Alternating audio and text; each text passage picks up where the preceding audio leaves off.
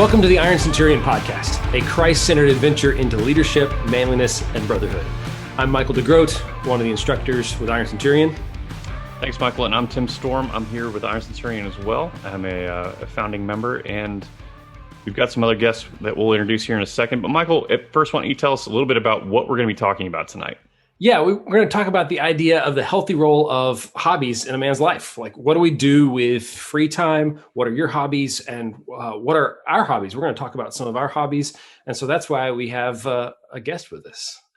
So, and that guest tonight is Tyler Davis. Tyler is one of our executive board members on staff with us. And Tyler and I have been doing hobbies together since we were approximately 7. Those hobbies started with Legos and progressed into whatever else we could cook up in our basements growing up as kids. And here we are today, still doing hobbies and other fun things together. Because he'd be a great person to throw on this episode and figure out what kind of things he's into these days and what all the other things that we're up to. Hi, cool. Tyler. Hey, guys. Thanks for having me on. You bet. So let's just talk about this a little bit. I want to learn about everybody's hobbies here. I know some of the things you're into. Tyler, I'm specifically really interested in your hobby. We had a car ride and you told me a bit about it not long ago, and I thought it was quite fascinating. So yeah, I have a newer hobby, just started this year, so I can't profess to be an expert in it, but I just picked up the hobby of astrophotography. So I got a telescope and I'm using that to take pictures of galaxies, nebulas, star clusters. It's been amazing. I've been learning a lot, still learning a lot, but really fun. Astrophotography. I have seen one or two of your photos. In fact, you know what we're going to have to do? We're going to have to post a link to some photos or something on our website or down in the show notes so people can see this, because it is unbelievable to me that this is a hobby you have recently picked up. You make it look absurdly easy. Well, thank you, but I'll probably have to say that's because of the equipment, and we can get into this, but it's a costly hobby. And so the better pictures you can take is based on what type of equipment you have. But at the same time, to your point about just the beauty of it, that's one of the things that's really attracted me to it, is just, it's a worshipful hobby for me, as I see some of these amazing things that God's created, across his universe, specifically for us to enjoy, has been really, really cool, really fun part of this hobby. So you mentioned getting into it in this last year. Is that something that you picked up because of the pandemic? It's something you just were squirreled away in your house and figured, well, I can just sit in my backyard and do this? Or how did you stumble onto this hobby? That's a good question, because actually your point about the pandemic is an interesting one, because I think that's the reason why a lot of people have been getting into astronomy, because when I wanted to buy a telescope, it took 2 to 3 months to get one because they were all on back order. Because really great hobby, just go out in your backyard and have a telescope, but everyone wants to be an astronomer now. So, but no, for me, it was actually more, and we can get into the backstory, but I've actually been not really a hobby person up to this point, and not because I haven't wanted to be, but I'm very protective of my time and how I use my time. And so making sure that there aren't things that are competing for my time with my family and church ministry and that sort of thing. But it was almost getting to a point where it was probably unhealthily so, where I was so focused on structuring every minute of my time and my day, that I was becoming so rigid and almost pretty much it wasn't healthy. And so my wife actually suggested me getting into a hobby. And so for our anniversary, she was the one who got me the telescope. And so it's been a matter of a lot of YouTube video watching from there before I got to the point where I'm at now. Yeah, I feel like YouTube is like a launch pad for hobbies, right? Like, how much 20 years ago could you not have figured out that it's now on YouTube, it's freely available, and you can just binge watch and get up to speed rather quickly on a lot of different things. Yeah, that's fantastic. And what you were mentioning earlier reminds me of that phrase, all work and no play makes Jack a dull boy. Right? Just the idea of there's a place where having some breaks, some leisure, some fun, some gap is healthy in our lives. And you even see that, I think, in the Gospels, right? Where Jesus is often having his disciples get away to a desolate place. And I think part of that you can tie in with hobbies, having the spiritual discipline of rest. And I think hobbies are a place where you can do that rest because it's breaking up the monotony of the day, but also it's still engaging your mind and using your creative skills as you use that time well. Yeah, I suppose. I wonder, are all hobbies restful? Maybe they are. Maybe they're not. Should a hobby be restful? I mean, there's strange people out there that think running is a hobby, and that would not be restful to me. So, yeah, there's probably people out there that are more on the extreme side of things that their hobbies are not restful. Yeah, that's interesting. Tyler, so what are some of the pieces of this puzzle that you need to do astrophotography? You mentioned there's some equipment and some gear and some stuff. I'm thinking like you're not just holding your iPhone camera up to the back of a telescope. You've got things.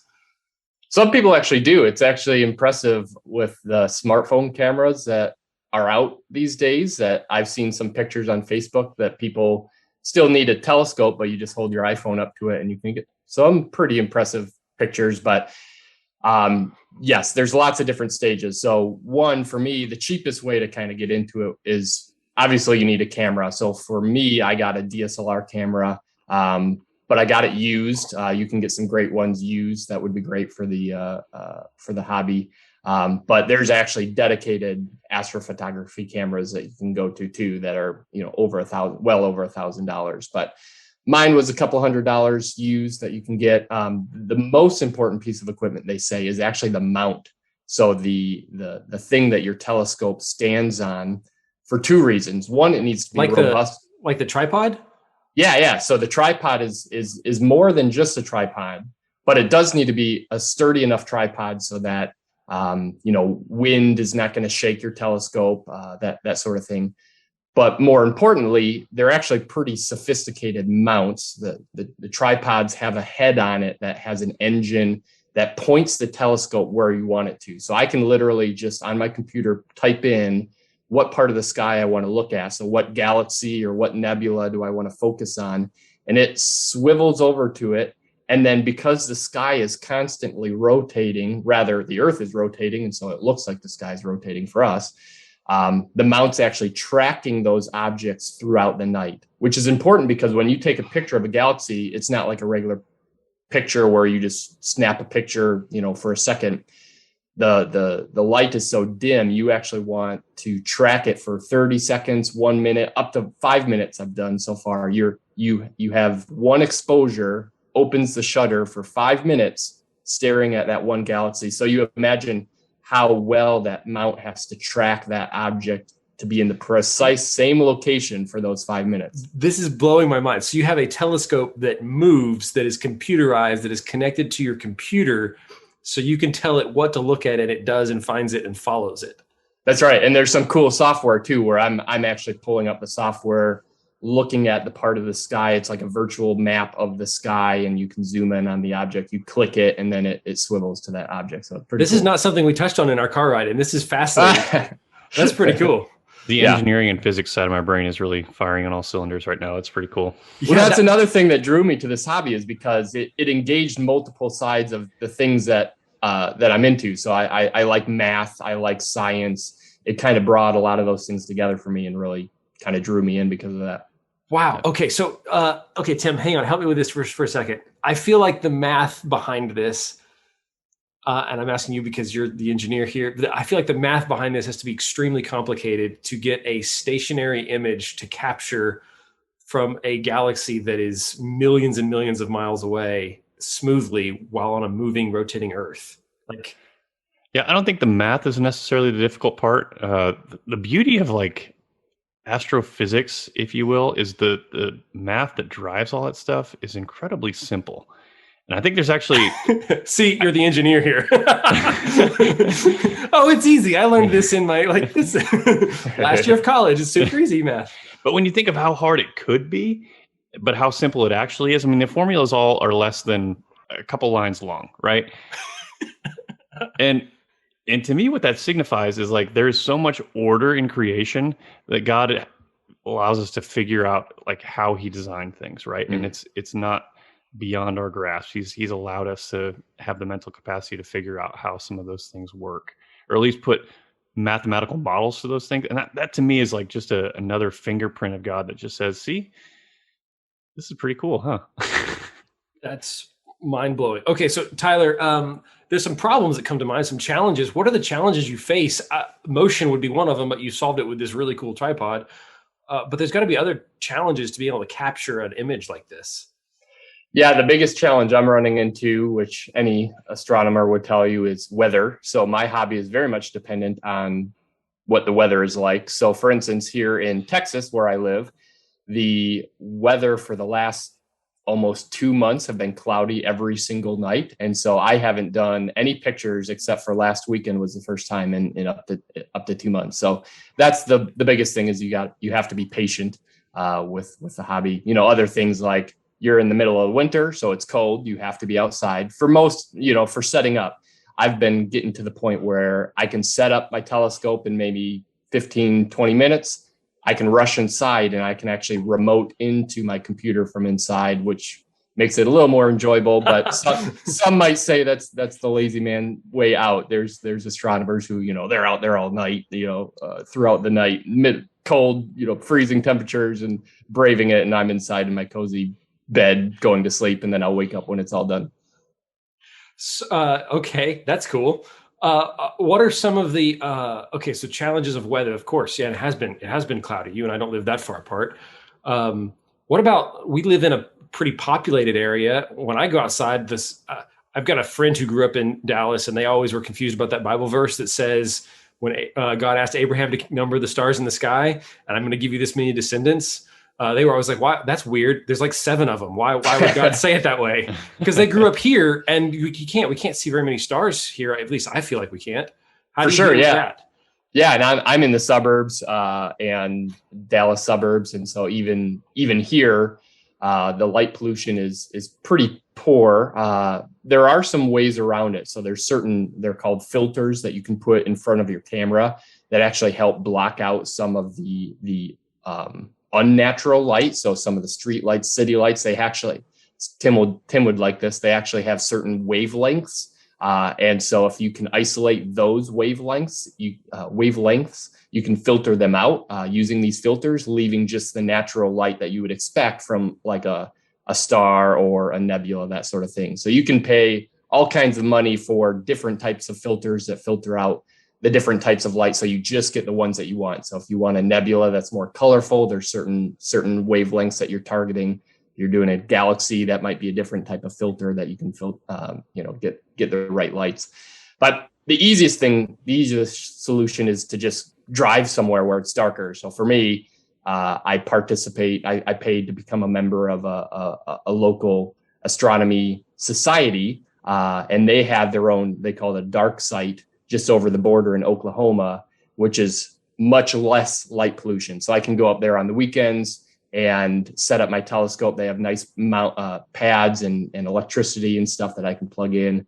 And it's actually really cool. So you can kind of find way, you know, camping is another example. You go camping, it's much darker skies. There you can really see what God was talking about to Abraham. Oh, there's the stars. There you can sometimes even see the Milky Way. It's pretty cool. Fantastic. I know, Michael, you and I have seen that. We went to Guadalupe that one night, and we're spending the night up on the mountains. You could see more stars than I've ever seen in my entire lifetime, and bands of the Milky Way as well. So that was pretty cool.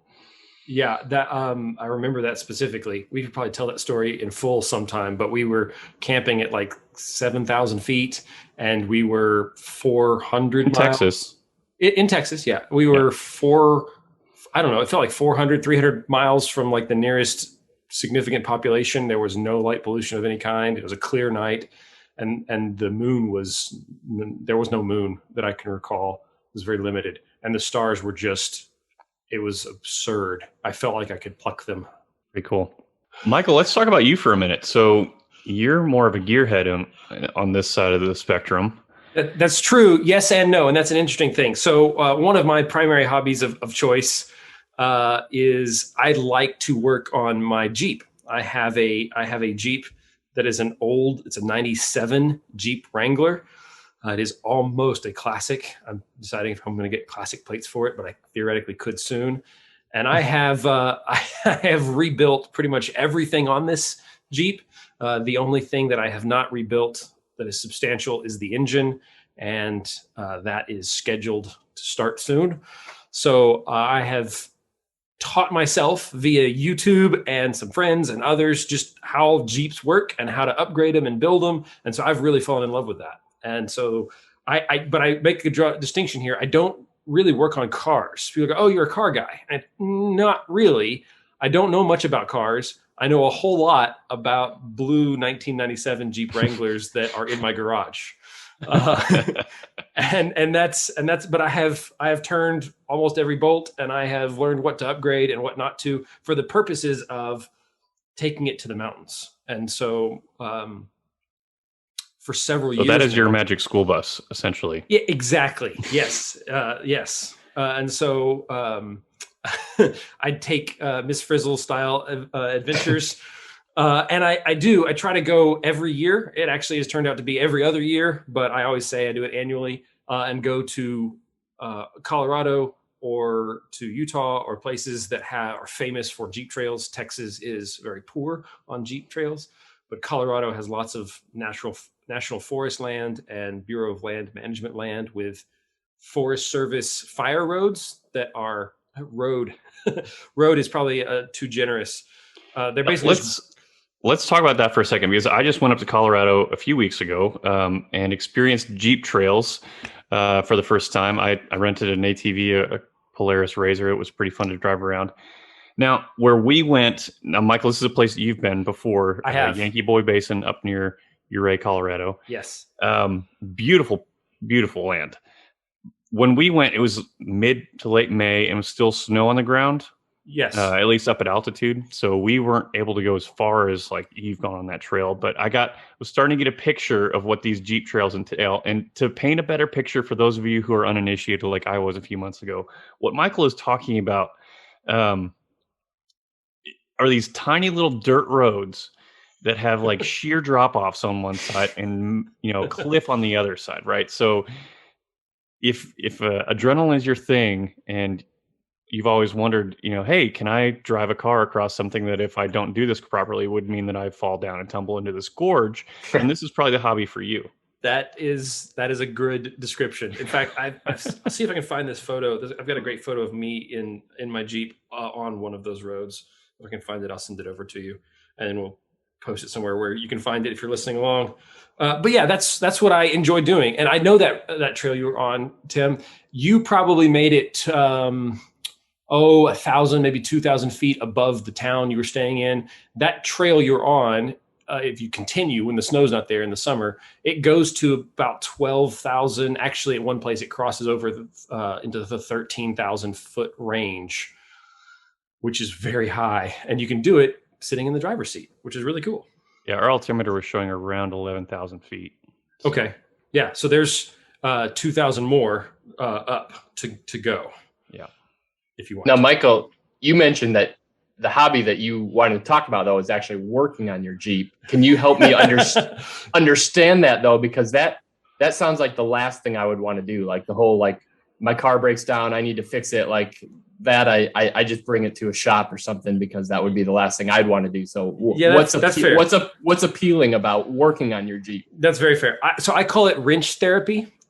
And so for me, it's I'm not in Colorado all the time. I'm not on the trails all the time, but being able to just take some time, get out into the garage after work and turn a wrench, work physically, which is actually interesting. We talked about restful hobbies. It's restful for me, but in a way that is very physically draining, because it'll be hot. I'll get greasy and skin my knuckles and get dirty and frustrated when a bolt is rusted shut.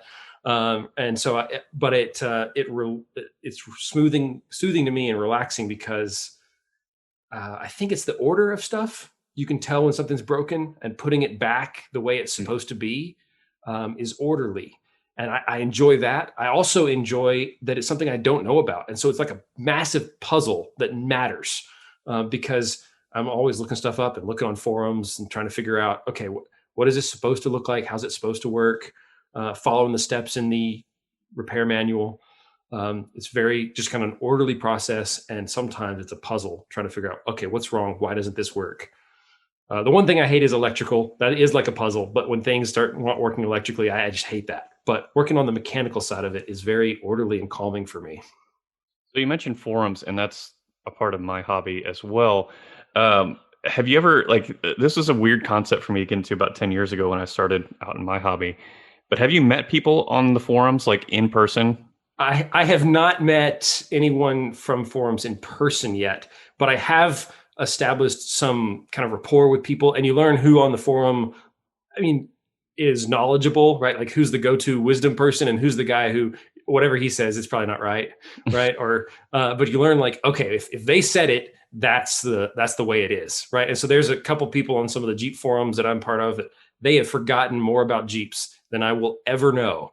And so when they say, "Oh, you need this model number," they just like know that in their head, and that like you just do what they said, and it's right. And that's cool. Yeah. The community that kind of creates. Yeah, that's kind of a neat internet community that I didn't anticipate, I'd be a part of at some point, but it's pretty cool. Yeah, and so I put in a lot of pain and suffering, and it's not necessarily inexpensive, Tyler, like you mentioned. And sometimes I'm like, why am I doing this? I enjoy working on it, but it's not enough on it, and it's of its own. And then when I get up into the mountains somewhere, typically it's in the summer, so I'm escaping the heat of Texas for a bit, and I get up into the mountains and I'm in my Jeep, and it's almost like backpacking because you can go places with less physical exertion in that moment and just go into places that would be very hard to reach otherwise. In a day, I can get somewhere that would take arguably also hard to reach in a Jeep. Yes, still hard to reach, but doable. It just the grandeur of God's creation is just overwhelmingly beautiful, and getting to see places, parts of it that you wouldn't easily be able to see otherwise, is really meaningful to me. And it reminds me, this is why I work all year long on getting my Jeep ready so I can go do this. And then I go up there and drive it around till something breaks and drag it home and fix that thing over the next year so I can go back. Are there stressful sides to working on the Jeep? I would imagine there would be some stress, but maybe whole thing not. Sounds stressful to me. Yeah. Yeah. Tim hates working on cars. Is that a fair statement, Tim? You say that, but I think just rubbing the time that I've spent with you is rubbing off on me. Like I've also started looking at like car fixing videos on YouTube.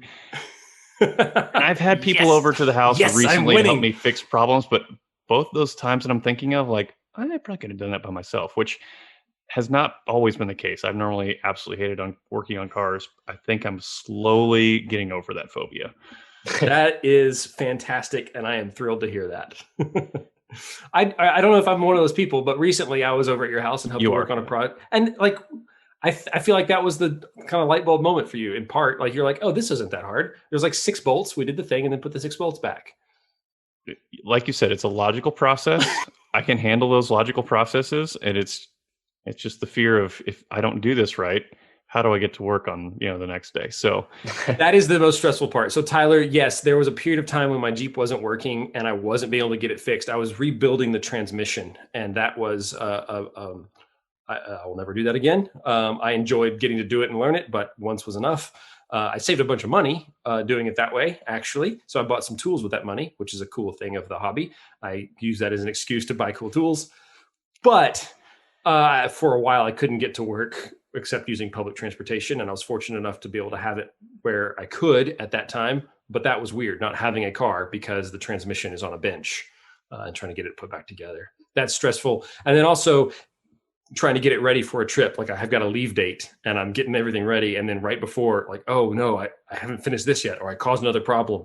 And so there were times right before leaving on a trip where I'm working and it's like 2 a.m. and I'm racing to try to get something done. But I kind of like that too a little bit. It's stressful, but I also enjoy that some.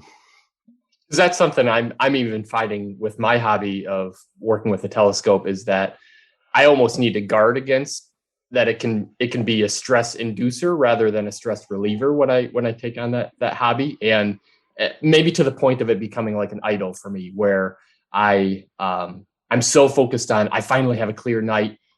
Forget what else I have going on. I have to get out there, even if that means I'm going to be super exhausted for work in the morning, which is also a God-given responsibility I've been given. Yeah, that's true. Because trying to find that balance. Well, yeah, your hobby is like, you have to do it at night. So you're always up late doing your hobby, right? Well, that's actually was a blessing for me. It does have that challenge, but like that was part of the solution for me of wanting to guard my time with my family and stuff, is like, well, I can do this when my daughter goes to bed, and you know, I can still spend quality time with my wife. And then when the sun goes down, I go outside and I take my pictures, and then I come in and go to sleep while it's taking more pictures. So there's a way that I can kind of fit it in. But at the same time, yeah, there is that sense of, oh, I have clear skies, I have to get out there no matter what costs. And I kind of have to catch myself, guard myself against that. So I wasn't sure if you had anything similar with Jeeps, of stresses that you have to protect against, or just in general, what you think about that, hobbies and stress. Yeah, I do. And that is a good point.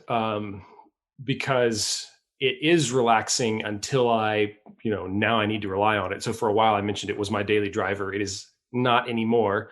So that made it stressful. Like I had to fix it every time I needed it because I need to go to work. So starting a project on a Friday, as Tim, you just mentioned, right? I got to get it done. That was stressful.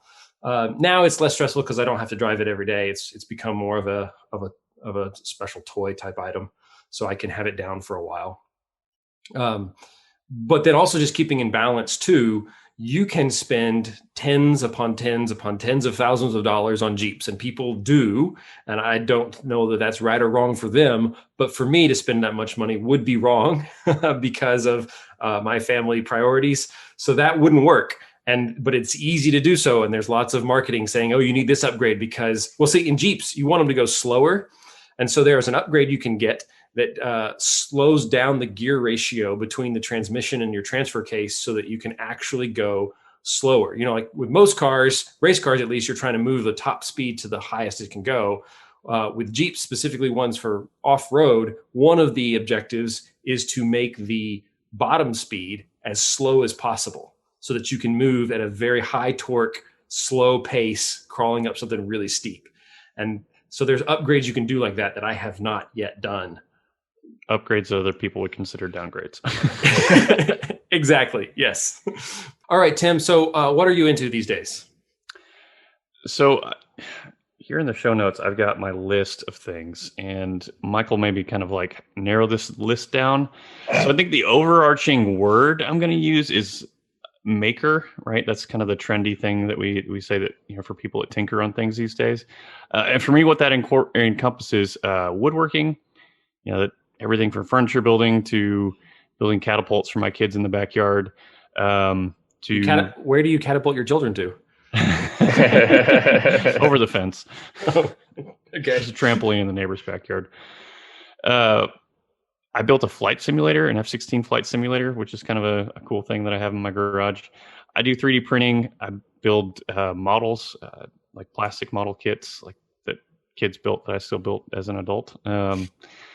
And then, I mean, there's the honorable mention list too, like things that don't fit in that category. Like I like to shoot long guns, play really long distances.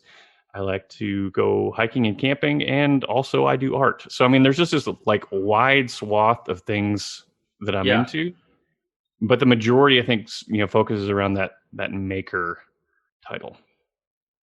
That seems fair. I've known you for a while. That rings true to me.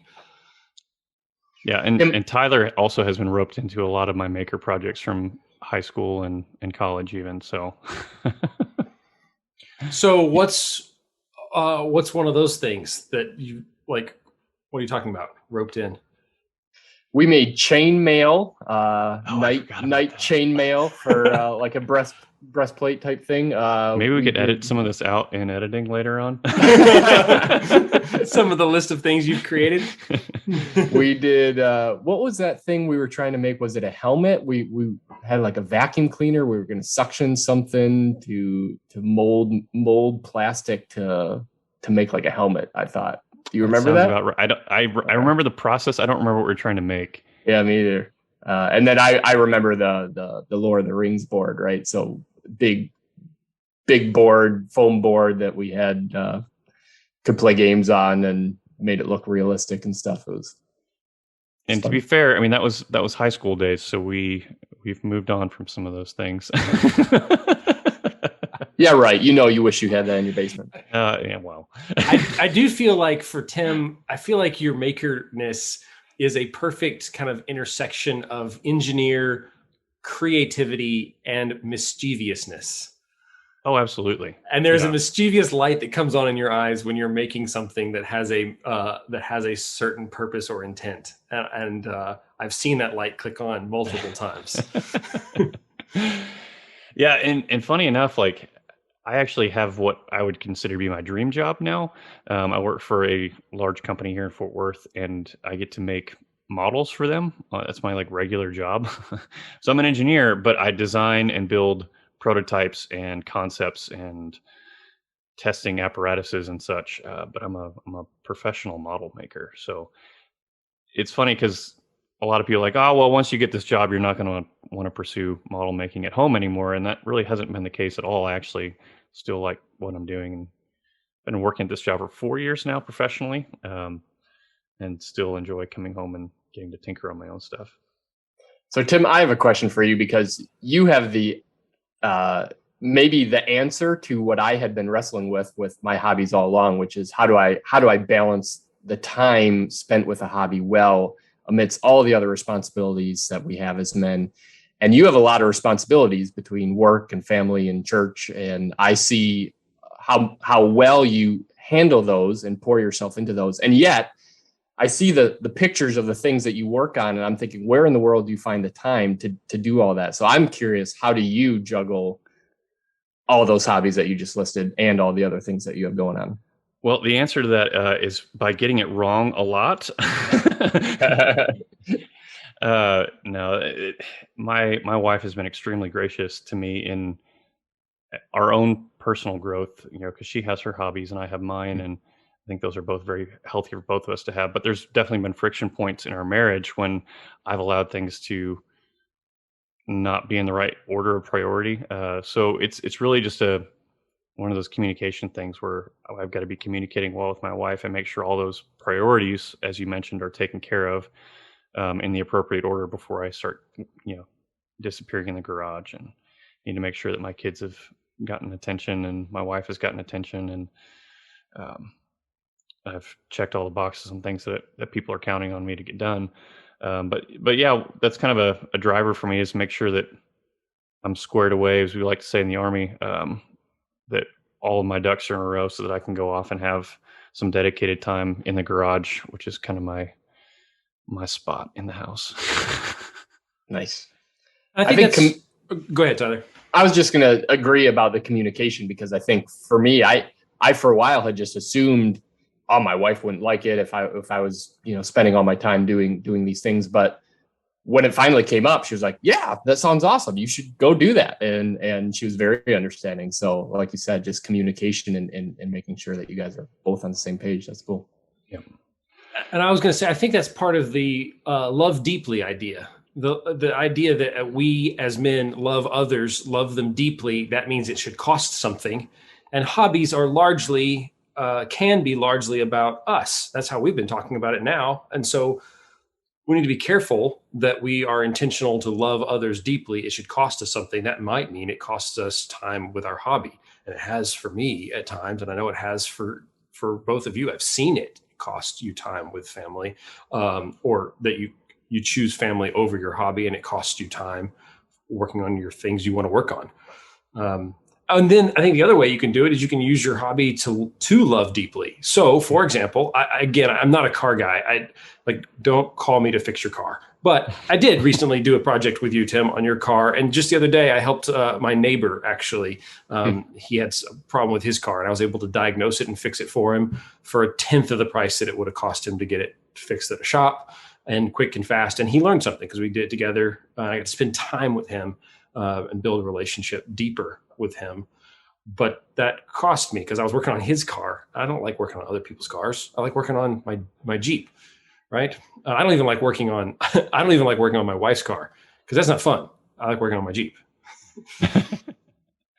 Yeah, and that's a good point too. Is that I've some of the times that I've enjoyed the most in my hobbies are times that I got to spend working shoulder to shoulder with another guy doing those things. So Tyler, whether that's you and me as 7-year-olds building Legos, to more recently, Michael, you and I welding up some tubular steel in the garage. Because it's time you get to spend with your friends, and it's time you get to build something together. And there's something about that process I absolutely love. And being able to do hobbies with other men is pretty cool. Yeah, and for them. So, Tim, this is a good time to mention you recently completed a hobby craft that was a gift to me. That we'll have to post a photo of this. But my grandfather was a B-17 bomber pilot in World War II. It meant a lot to me, and so Tim built a scale model. Tim, this thing is amazing. The detail of a B-17. And it's got my grandfather's numbers on it and insignia, and the detail that Tim has gone to with this thing. I'll have to show you some photos because it is just, I mean, it's astounding, the level of detail. And it's such a blessing to me, Tim. You use something that is a skill of yours and gave it to me, and it means a lot. I have it right here in my office, and it just, it is a special, one of my most prized possessions. One, because you made it, and two, because of kind of what it signifies to me and my relationship with my grandfather, who's not here anymore. But this is a big part of his life, and I can kind of immortalize that. Well, thanks. Yeah, that was a huge, blessing for me actually to be able to make that for you. I really enjoyed that process and doing all the research with you and figuring out, okay, what were the serial numbers on the airplane, and all the little minutia that we had to dig into to make it just right. And that was a fun process for me. But yeah, that's something I've kind of committed myself to for the next couple of years. Is I'm trying to build a model for some of those men in my life that have been there for the longest period of time. So I built one for my dad that was my grandfather's airplane during the Korean War. I built yours, which is your grandfather's airplane. I'm building Rudy's UAV that he flew in Afghanistan and Iraq, and that's this year's project. And then we'll figure out who's next in line after that. But yeah, that's kind of been my thing, is once a year I'll build a model for someone else, and that's been fun. That's really cool. I think it's a great way to love deeply. And I mean, you did truly deeply, because I remember when you gave it to me, you said, don't take it apart. It doesn't come apart, and there's not very many windows. But if you took it apart, you would see that the inside is fully painted with extreme detail. And I believe you. There's not a lot of windows to look in, but that the detail that exists on the outside means there's got to be that much detail on the inside too. It's a sickness, really, I think. It's like, well, it's there. I might as well paint it and put some wires in here. And it's just that's why there were late nights. You said something when you introduced your hobbies, Tim, about being a maker, and that I can't help but my mind go to that being a title we often use of the Lord as being our maker. And I just want to get your thoughts on that, because I'm sure you've had those thoughts as well of how that ties in with the Lord as being the ultimate maker. Yeah. So this is, when God says that we're made in his image, we know that God isn't visible, right? So in his image means it's talking about his character and who he is. And all that image was bestowed upon us as humanity, not all of it, but a good portion of it, to give us a picture of who he is and what he's like. And that idea of creation is, I think, one of the coolest things that I think he's allowed us to have, that separates us from every other thing on this planet, right? Like, sure, animals can create like places to live, but they're not creating paintings. They're not creating structures and bridges and all sorts of other cool types of things. That's unique to us as humans. And actually, the second word in the Bible, when you look at the Hebrew, is created, right? So, I mean, right in the very beginning, we see this element of creation, and that's something that, I don't know, it draws me to the Lord, especially in those times of monotony, and when you're standing on something, or just, spending hours and hours of, doing the tedious work that no one will ever see, but it's part of the process, right? And then just that process, it's good because it allows your mind to kind of drift to places. And oftentimes I find myself thinking of, like, I wonder what Jesus was doing, because it talks about him being a carpenter, and that could be translated as like a woodworker or a stonemason, but somewhere along those lines, right, is what we know that he did with his profession. And it just kind of makes you think, like, what was his day-to-day like? What would it be like to work with Jesus in the shop next to you? And just kind of thinking in those terms of, how this part of my hobby is like, on a very, very small scale, what God does. It's pretty cool.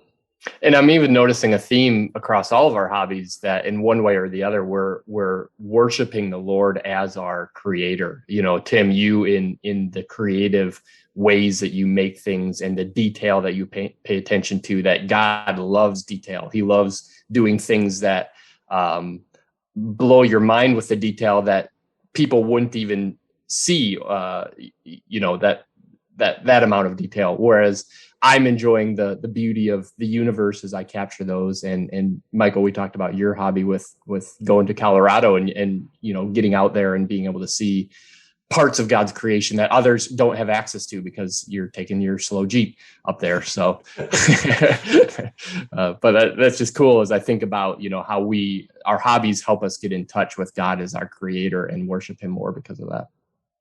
Yeah, and the cool thing about that is, right, the intentionality of pursuing something that is difficult to understand or find, right? Like those hidden parts of the creation, right? Like the mountaintops in Colorado and the galaxies that are billions of miles away, light years away, right?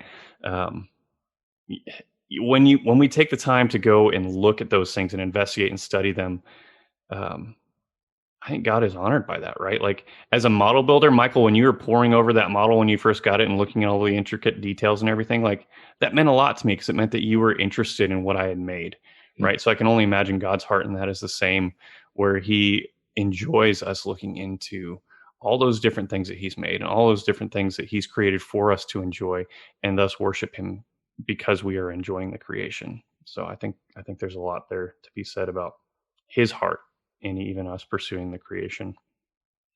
Yeah, and it's interesting. So Tim, your hobby is something working with things that are really small. Like the detail you've got oil drips on the ground underneath the engines on this model that you made for me, and wear spots on the Bombay doors where they theoretically would have been open and closed over and over, and so the paint has worn down. You've put so much effort into the little details. And then my hobby feels big because I'm way out in the mountains and they're just huge and grand, so it feels large, but really it's maybe medium because we've then got Tyler who is looking at things that are just so large that we really just can't even fathom them. And yet God is there in all of those things, or he cares about all of those things. And God cares about what we do with our time. And so he is pleased when you think of a small detail on the plane model that needs to be there. And he is pleased when we look at the grandeur of his creation, whether that's apparently relatively tiny mountains that we see as we go by very slowly, or it's massive nebulas that are just so big, I don't really have a frame of reference for how large those things are. And Tyler, you capture them in ways that we can see them. And my hobby in particular makes me realize just how small we are in the grand scheme of things. And yet, because of that, to think about the verses that talk about how God cares deeply about us as small as we are, thinking about some of those small details that Tim is working on. We are some of those small details. And yet he chose to make us in his image, as Tim said, and to, because of that, place value on us, not because we are worthwhile, but because he chose to love us and because he ultimately chose to display his glory by making us the objects of his mercy and his affection. Wow, who knew a conversation on hobbies could get so heavy and deep? But I think it's true. God cares about all the things we do, and it reminds me of a quote that someone taught me a long time ago from a guy named G.K. Chesterton. He's in the ilk of people like C.S. Lewis, for example. And G.K. Chesterton says, if a thing is worth doing, it is worth doing badly. And why don't you go ahead and explain that? Because on the surface, that doesn't really sound great. Right. Yeah, I thought that might bother the perfectionist engineer there just a little bit. It does. Okay. It bothered me a whole lot the very first time I heard it too. If a thing's worth doing, it's worth doing badly. Because that's not what our mom says, right? At some point, your mom probably said to you, if the thing's worth doing, it's worth doing diligently or well or something, right? Like my mom certainly did. And she's not wrong. But what G.K. Chesterton is talking about is if something is worth doing, if there is value in it, if it is worthwhile, then it's worthwhile whether you are good at it or not. If the thing in and of itself pleases God and has value, then it's worth doing, even if you're just starting out at it. So if making a painting is good, then also when you're 7 and the best painting you can make looks like garbage, it is still worth doing. And here's the thing for all of us, regardless of how good you are at your hobby, compared to God, we're all 7-year-olds just scratching at it. Tyler, you're taking amazing photos, but God made the thing, right? Like it's, and so no matter how badly we are at it, it is worth doing something until we get better at it. Or maybe we never get better at it, but if it's good in and of itself, it's good to do, even if we do it poorly. Yeah, we do everything as unto the Lord. So exactly. Well, thank you everyone for joining us today. We really enjoyed having this talk with you guys, and hope you guys enjoyed it as well. We'd love to know what you guys are into, what some of your hobbies are, and how those things draw you closer to the Lord. And as always, thanks again for listening to the Ironcenturion podcast, a Christ-centered adventure into leadership, manliness, and brotherhood. We'll see you next time. Thank you for listening to the Ironcenturion podcast. We're thankful for the support of listeners like you who support this podcast through donations. If you'd like to be a part of our support team, please visit ironcenturion.org/donate. For more information on what it means to be a leader for Christ or how you can get involved, check out ironcenturion.org.